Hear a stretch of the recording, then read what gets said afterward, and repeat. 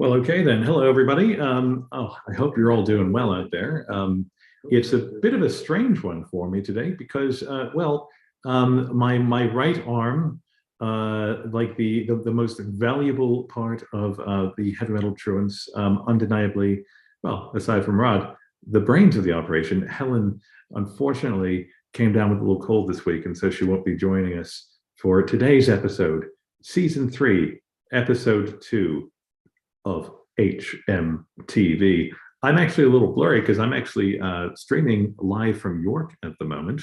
And I just kind of figured it's such an auspicious occasion. We really can't not mark this moment without a little chat with some very important people ahead of the beginning of Heavy Metal Truants, and I wanted to address something there because HMT is so much more than just the physical ride to download, right? Everybody who does it, if it's virtual, if it is physical, if it is a walk, a ride, a run, it doesn't matter. What matters is that you're throwing down the gauntlet and doing something great for kids' charities.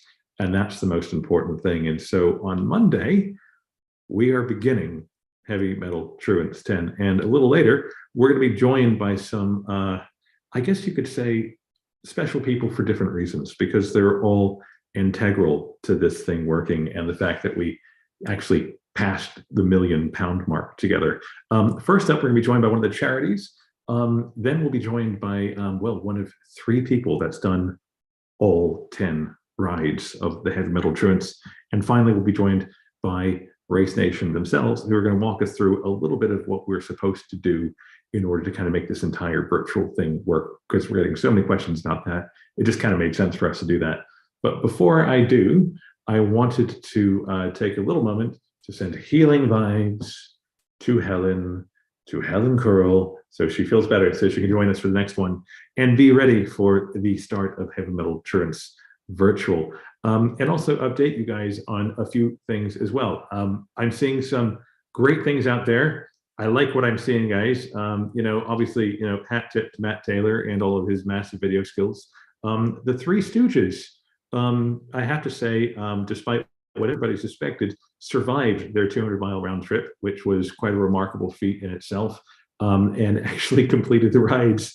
I think I saw one of the most bleak photos I've ever seen in my life, which was them all setting off at something like 2:30 in the morning or something like that. So honestly, hats off to you guys. I think you started a bit of an internal tradition, which is just to find some batshit things to do. And it was certainly a feat of exceptional truancy. So congratulations. We're so glad you made it back safely.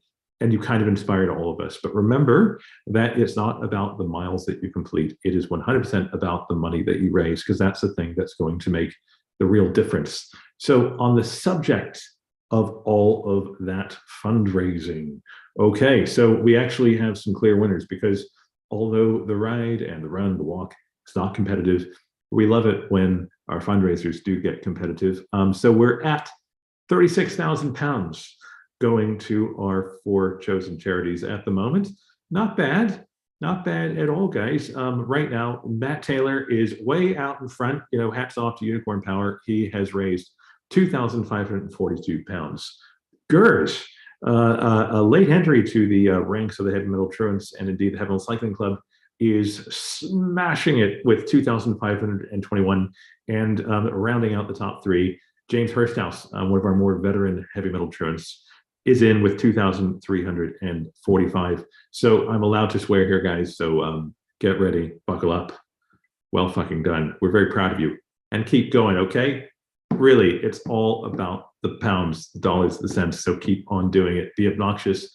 Annoy everyone you know. It's all about getting it in the coffers. And now we're going to be joined by one of the people who does the real work. She is a member of Teenage Cancer Trust. She is all about what we're all about, which is doing things for kids. But I kind of think it's always important to never forget that what we do is the easy bit. When we sweat it out, the hills, the heat, and all that, it is easier than what these people do every single day. Ellie, how are you doing? Are you receiving? I am. Nice to see you. It's so nice to see you as well. How have you been keeping? And I suppose the real question is, how has Teenage Cancer Trust been faring through this, I guess you could say, bumpy ride for the last 2 years? Yeah, it has been a bumpy ride, hasn't it, Alex? And I always feel it's been a bumpy ride for everyone, but it has been a challenge for Teenage Cancer Trust. And I guess in kind of two ways. One, it's been a huge challenge for the young people that we support. You know, both in terms of delays that you might have heard of in diagnosis, in treatment, but also isolation from the COVID restrictions that were in place. So, in one way, it kind of made the reason Teenage Cancer Trust exists greater than ever. And then on the other hand, there was the impact on fundraising and our ability to kind of deliver on that need. Mm. We had 2 years without Royal Albert Hall. And we had, partners like yourself who had to pivot and change how they were delivering their activities. And those partners were amazing, but obviously that was a hit. And I think, we lost about £5 million. But we are back and these activities are back and we're so grateful. And that's why it's so vital to still be working with people like yourselves to raise that money back. Mm. Indeed. Well, I suppose that's one of the things we've all had to weather the storm, but that's a staggering number, £5 million down. And I guess one of the things that we can't say enough times is that it doesn't matter how much you raise. There is no such thing as too little, right? We have little amounts, but £5 million, knowing what just £25 might do for Teenage Cancer Trust, having had the privilege of visiting the ward in Gower Street, for instance, and actually seeing up close, that really, I think, hit home just what a difference we can make with everyday amounts, because maybe we're not raising £5 million, but when you get £50 from someone, what does an amount like that maybe do, for a place like Teenage Cancer Trust? Yeah, so I think you said 25. So £30 is what we say is 1 hour that our specialist nurse can spend with a young person. So we talk about that isolation. That might be a young person who had to go through treatment without a family member there, but they had a Teenage Cancer Trust there for that hour because of the £30 that was raised. And I think those, really tangible small amounts when you're trying to fundraise, it's so important to know every £30 pays for an hour. So every £30 that we raise. So I guess you could say that there's no upper limit on what we should be raising, but it's not always like the massive figures that make a difference. But tell us a little bit more about what's happening with Teenage Cancer Trust, of course, because you mentioned the Royal Albert Hall, for instance, and I think for anyone familiar with your work will know these amazing shows that you come on that you guys do. But I guess this year saw the return of putting gigs like that on, and that I guess sees some incredible generosity from the community of entertainers and musicians and so on, people who participate. So tell us a little bit about those events because they seem so integral to what you do.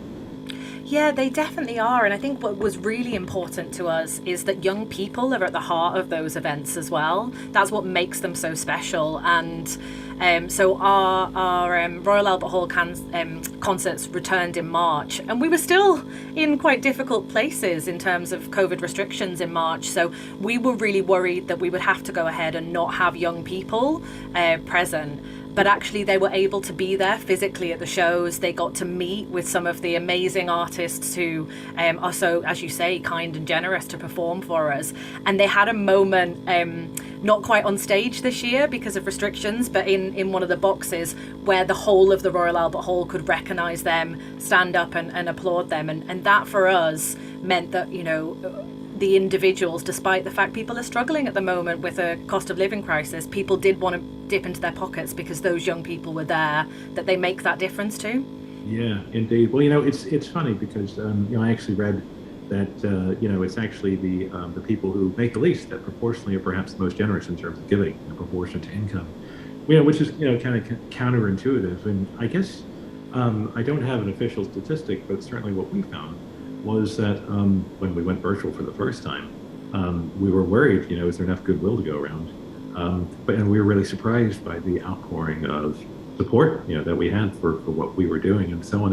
And so I guess it just kind of, there's something very inspiring, and reassuring to know that that kind of kindness is out there. But, I have to say this, I went to the comedy night at Royal Albert Hall with Helen, and I was kind of thinking, this is going to be a family show. Oh my gosh, and I was talking to Kate Collins, I guess the CEO and all that, and she said, well, no, you've got to keep your sense of humor about everything. and I just love that upbeatness, just that vibe, that feeling of defiance, which is very heavy metal, in many ways. But it was just such a fantastic night as well, because I guess laughter and just like positive mental attitude just seems to be just absolutely exuded by everybody over at Teenage Cancer Trust. And so we salute you for the remarkable work that you do. And I guess I have to kind of allude to something that's happening on June 5th, which obviously all the heavy metal truants know about already, which is that the Heavy Music Awards decided to give the heavy metal truants an award for 10 years of raising money. But Helen will know this, and the HMT committee will as well. We didn't really feel comfortable about accepting it, really, because it's not really about us, because it's you guys that are the reason why we're there. So we're hoping to see you on the night of the 5th. We're going to not exactly accept the award, but we're going to pass it on because it is about you guys. But we just kind of thought that if you didn't already know, you should. That people in our community are recognizing what this is all about, which is pretty damn nice. It feels pretty damn good. Well, that's absolutely amazing. Congratulations. You're being very bashful about your role in that. We are grateful to you and thankful, but I'm so pleased that that's been recognised. 10 years is huge. It felt pretty good. 10 years, It goes by really quickly, which is really fitting because in a few minutes we're going to be joined by someone that's been for every single one. So, Ellie, we know that your time is valuable, so we're going to let you get back to doing things that are far more, important and focused on improving the lives of kids and young people. So thank you for inspiring us and for sharing your time with us and reminding us of why we're out there. Because for many people, Monday is going to be painful, but it's for a purpose. So thanks for joining us. Thank you all, and good luck. Thank you. Thank you very much. Okay, we'll talk to you soon. Very good. Okay, guys. Well, usually this is the part of the show where Helen and I have some useful banter and we talk about what we have just talked about. But I just wanted to kind of emphasize, I'm so proud of all the heavy metal truants. I'm so proud of the fact that we've picked up this award from the Heavy Music Awards, which we'll be going to collect on the 5th. But I have to be honest, if you can hold your emotions in when they talked about a place like Teenage Cancer Trust not getting £5 million or whatever else, it really does kind of make you think just how much harder we should all be pushing out there. So I'm definitely going to be thinking about that on Monday when I begin a bit of a pedal, like many people who are walking and running and writing and being generally inspiring. So now we're going to bring in a lovely and handsome man. He's always in a good mood too. His name is Andy Huns. He joins us from his home, I believe, and he's a bit of a legend in the ranks of the heavy metal truants because we've had hundreds of people join over the years. They have been band members, they've been in the industry, they have been fans. Andy Huns, for all of the people that have joined over the many years, what a pleasure it is to see you, because you, along with myself and one other heavy metal truant, Steve Pennington, we bear the distinction of having done every single one. We haven't done 10 yet. Okay, well, this is true. That's very true. But we've done 9, so we are part of that group, right? So look, I kind of feel like I don't even know where to begin with where the time is gone. But I wanted to invite you on. We thought it'd be a great idea to have you here to remind everybody, what was that year one like? What do you remember? Because it's almost like the time before time. Yeah, it was interesting because it was like, obviously it was unknown, right? Lots of things were unknown. We didn't know what the route was going to be like. We didn't know what the bikes were going to be like. We didn't know what the food was going to be like. We didn't know what anything was going to be like. So it was like literally a journey into the unknown. So you'd kind of hope on year one, because there were so many unknowns, you'd like a certain amount of certainty, being June the 5th or the 6th or something like that, in terms of like, it'll be fine. We'll have the sun our back. It'll be nice little journey, nice little tootle. Yeah, it'll be fine.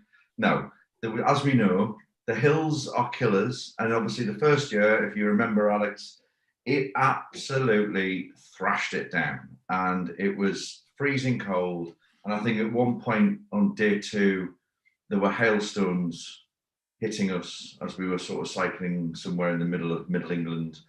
But the thing is, that year kind of, I think, I think it sort of toughened us up for the sort of ones that were coming up after that. I think once we got past that first year and done it, it sort of made us think, well, bring it on, because you can throw anything at us and we can do this. And it sort of made you even more determined just to do the next one, I think. Yeah, absolutely. I mean, I remember kind of just like a moment with a good friend, Steve Horn, who of course was on that first ride, and just laughing deliriously, Yeah. It wasn't like, there was nothing funny happening. No. We were actually losing our mind, because, the sort of, you could say almost the military precision of heavy metal Truants had not yet quite been achieved. And, we had wagon wheels, so, we were making a pretty bold start and all that, but, we had spicy bikers as well. Spicy bikers, absolutely. Spicy bikers, wagon wheels, Space Invaders, all very good. But the thing about it was, as you say, it was an unknown. We didn't really know what to expect.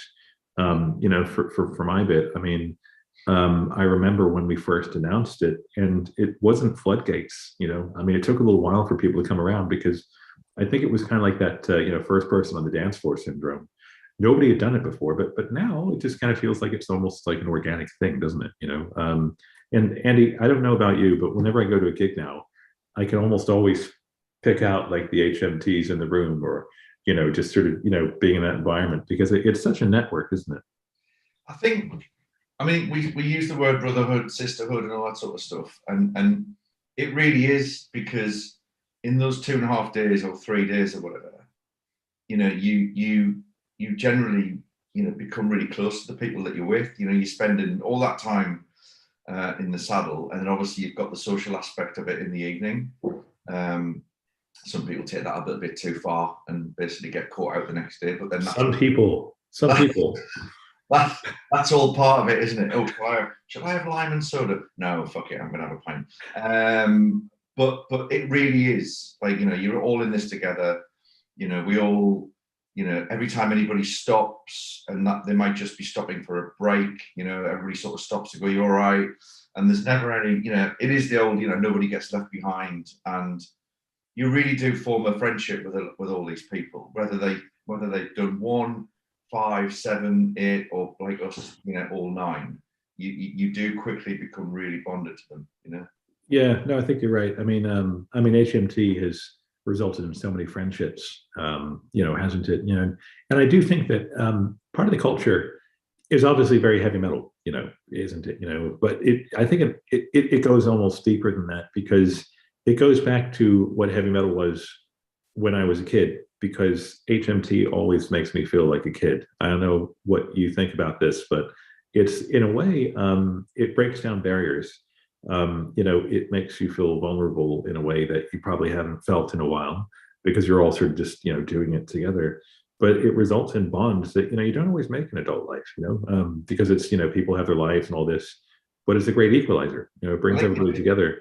I think it's interesting what you said about reminding of your youth, and I think, because obviously I've always loved heavy metal since I was a kid, and one of the greatest things was announcing that to the world. In the old days, it was via the medium of a sort of portable cassette recorder and some magic mushrooms on my local golf course playing Black Sabbath, right? But now, many years later, obviously the magic mushrooms don't exist anymore, but still playing loud heavy metal in public places is kind of an announcement in itself. So I think, the introduction of the boom bottle over a few years and having that playlist that we ride to is very heavy metal. There's nothing better than riding your bikes through a sleepy village with Pantera blasting out at God knows what volume. There's something that says we're here and we're loud, and we've had some amazing stories over the years that how the music on the ride has kind of helped people as well. I mean, I remember a few years ago when Jerry Ewing was, I came up sort of like behind him, and it was one of the many hills that you sort of encounter, and Jerry was having a bit of a hard time. I think it was one of the years where the weather was actually all right, and it was it was quite hot, and Jerry was like coming up the hill, and I think just as I sort of arrived, because obviously the playlist is on shuffle, and Stargazer came on, right? And as I was coming behind him, Stargazer came on, and obviously I was like a cycler, and I just thought, right, I'm going to use this Ronnie James Dio moment to sort of push Jerry up the hill. And he actually did it, and he said it was the music that got him up there. It was like, the spirit of Ronnie got him up to the top of the hill. And it's quite funny because it does help people. It's really good. No, it really does. And I have to say, I mean, look, over the years we've had some moments, haven't we? Brian Blessed, waving us off from Ali Pali year 5. That was a moment. Our biblical weather, on your. We got a few of them. I'm no word of a lie, Andy. I remember once we got to download, and we'd had 3 days of blistering sunshine. And the moment I got off my bike, I mean, I'm talking about the split seconds that I lifted my leg to get off of the bike, this massive wave drop hit me, and like it was just torrential. So we've missed as much bad weather as we've actually gotten, but in a weird way, it makes it better, doesn't it? Because it's more of an adventure. I think as it's been proven over the years, the bad weather does actually raise more money, because obviously it gives us the opportunity to take photographs like we did of Jerry 2 or 3 or 4 years ago, of him looking sodden, is the only way I could describe it. And when you take those photographs and obviously use it on your socials, and people can see what we're actually going through, because a lot of people think that we're just basically out on a bit of a piss up and a jolly, right? So it's sort of like, if you actually do, if you've got bad weather and you post your experiences in that bad weather, it doesn't actually, people do put money in their pocket. They go, they are actually doing something really mad. No, they do. Well, I mean, this is the thing. We have to tell people to stop smiling. It's like, would you guys stop looking like you're having a good time? I mean, come on, guys. But of course, we have some traditions as well, Andy. And as we all know, that Heaven Truants, like all organizations, eventually develop a bunch of cult-like internal politics that are almost inescapable.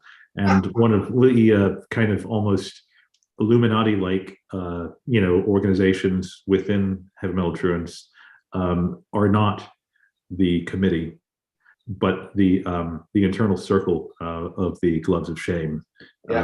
Just the sort of self-appointed, slightly self-righteous group of people that each year decide who gets to wear these awful things that you design, like this awful sadist. So I'm not sure if you're ready to preview the gloves this year, but you should tell us what they're all about. So there's a Kiss video called Tears Are Falling, and obviously Paul Stanley in the aforementioned video. I was always transfixed by that video because I could never understand what on earth he was wearing, and he appears to be wearing what can only be described as, I guess, washing up gloves. I think that sort of. And I thought, sack the stylist, right? But anyway, it just gave me an idea a few years ago to introduce the Paul Stanley Gloves of Shame as a sort of punishment for, should we say, poor behaviour, irresponsible behaviour, or just downright twattery during the ride or during the 3 days. So, if you if you go through a red light, or you get a puncture and you can't fix it, or if you do something, you undertake somebody, just general poor etiquette, you were given the Paul Stanley Gloves of Shame.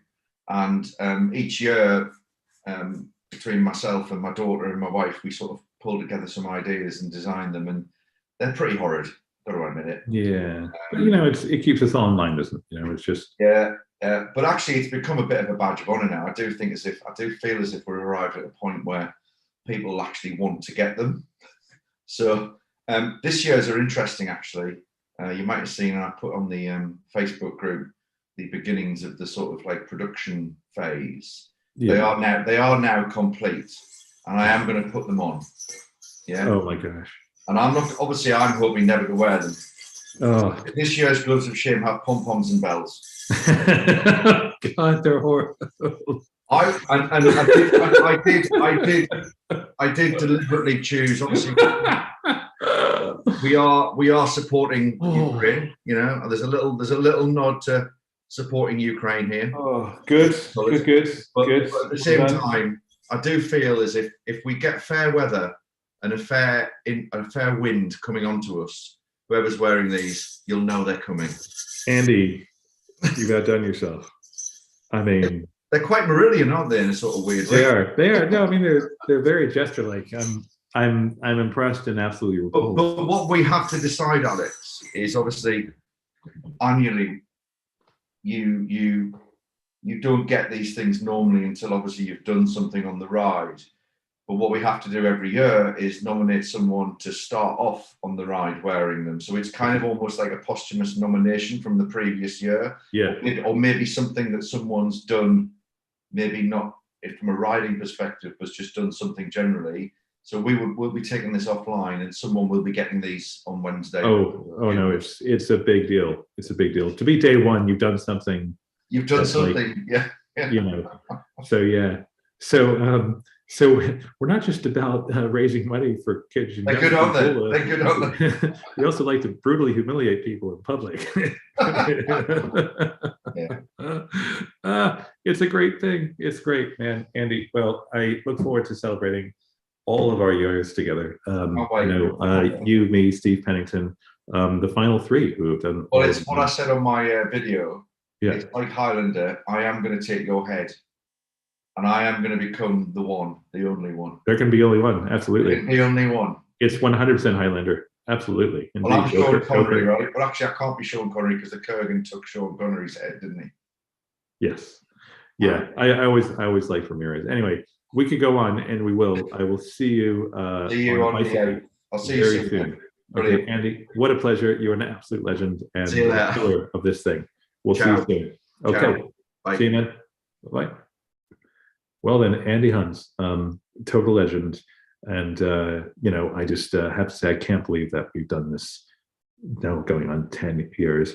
But it's all down to the mechanics behind it all, of course, not just the organization, not just the athletes that head out there, but also the people that make all of our fundraising mechanisms work as well. So we're joined by a second Ellie on the show, who is from Race Nation. Hello, how are you doing? Hey, doing good, and you? I am well. We're all excited about what we're doing. Sorry, I just have to stop something here. In the chat, I used the word athletes, and someone else kind of just said something like athletes. I'm just saying, I'm watching you. Okay, so we know that you work with all kinds of organizations.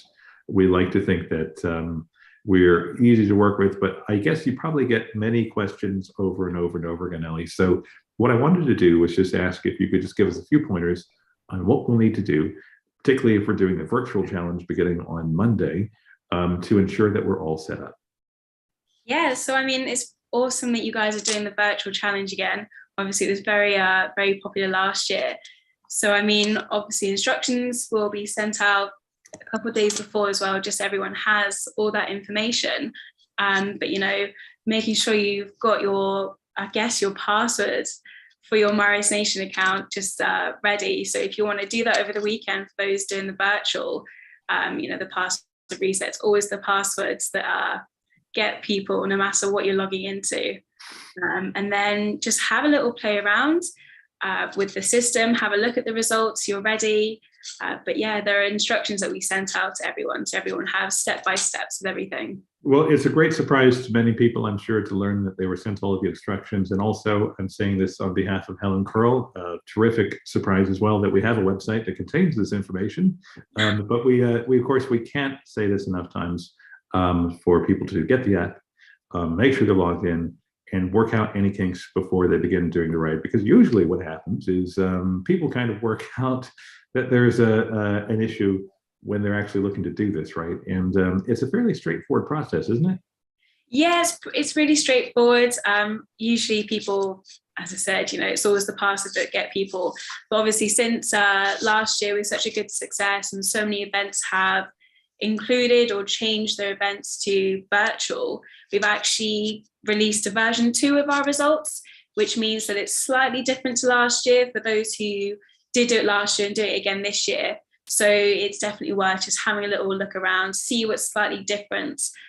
instructions have been updated as well. So it's step by step on each section that's new, and it just means that everyone's process is a lot easier. So last year with the manual, everyone had to sort of, keep an eye on exactly what they were doing and then do a final amount at the end.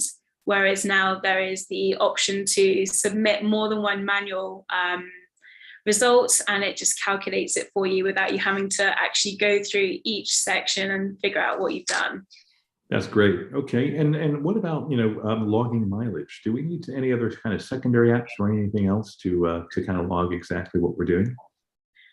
Yeah. So what you'll need is you'll just sort of need some like a photo or a link that you're doing, and then we've got the Strava side of it as well.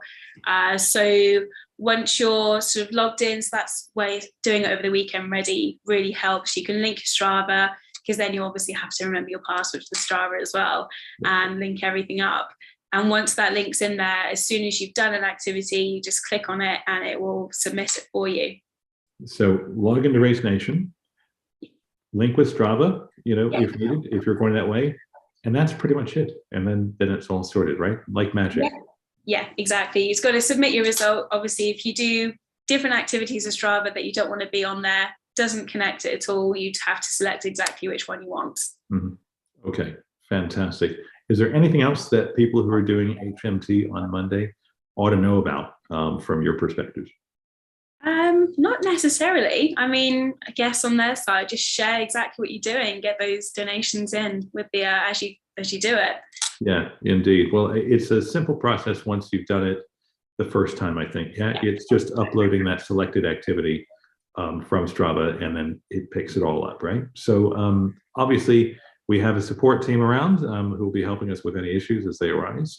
There's always something, but they're usually pretty easy to fix, aren't they? Yeah. And I mean, I'm one of the support people, so I'll be around to help you answer those queries. Yes, very good. And of course, people don't need to panic if there's anything that happens to their data, because there is the manual upload as well, right? Yeah, exactly. Don't panic. Just pop us an email or give us a call as well. So we've got all that for you. Fantastic. Okay. Well, Ellie, we're all excited. We're very appreciative of your help and everything else. And we're going to do our best not to bother you too much, because everybody has read their emails and looked at the website, studied it time and time again. So it won't be. Okay. I mean, if anyone has any sort of struggling on the way, instead of if you spend more than 5 minutes, just give us an email or a call, just because otherwise you'll sit there and think, oh, this is going to get on my nerves, so I can't figure it out. And whereas it could be done and dusted within a couple of minutes. Okay, good stuff. Well, Ellie, thank you so much for joining us, for your help and all that. And well, with that, we're off. HMTV concludes its second episode, and well, I just can't wait to see where everyone is after Monday. Yeah, well, thank you for having me, and good luck to everyone taking part. Okay, thank you very much. Have a great weekend. Bye. Okay, bye. Okay, guys. Well, thank you very much for joining. If you're not watching the live chat, you might see Helen Curl basically saying, "Don't call her, call Race Nation." That's just a pretty good idea. Anyway, feel better, Helen. Guys, go out there and inspire people, okay? It is such a pleasure to know each and every one of you. I'm looking forward to sweating with you all. I will be undertaking both the virtual and physical challenge this year, in various sorts of ways. I got to say that no matter how many miles you're doing, just remember why you're doing it. And guys, be safe, have fun, and raise the hell out of our target, okay? Because we've got to do this for the kids. You heard what Teenage Cancer Trust said earlier. They lost 5 million pounds, all right? We're gonna help make that up in our own little way, okay? So have great weekends, get some rest, and we'll talk to you very soon, okay? Bye-bye.